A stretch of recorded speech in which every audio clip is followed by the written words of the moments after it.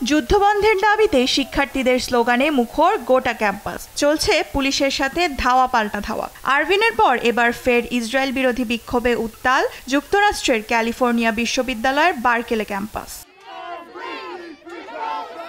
বিক্ষোভ থামাতে বৃহস্পতিবার ক্যাম্পাসে মোতায়েন করা হয় নিরাপত্তা বাহিনীর অতিরিক্ত সদস্য।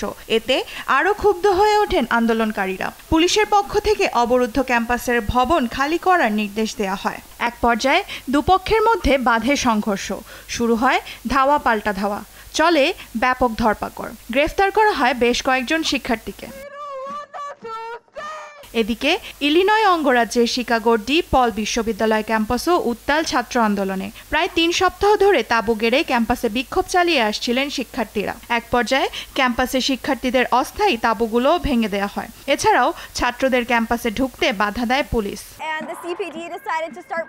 আমি আমার ফোন আনার জন্য তাঁবুতে গিয়েছিলাম, আর আমি ভেতরে থাকা অবস্থায় পুলিশ তাঁবুটি ভেঙে দেয়। তাঁবু ভেঙে দিলেও আমরা থেমে থাকবো না। বিশ্ববিদ্যালয়ে ঢোকার সব রাস্তা বন্ধ করে দিয়েছে তারা, কিন্তু আমরা আমাদের বিক্ষোভ চালিয়ে যাব। যুক্তরাষ্ট্র থেকে শুরু হওয়া ইসরায়েল বিরোধী ছাত্র আন্দোলন ছড়িয়ে পড়েছে আফ্রিকাতেও।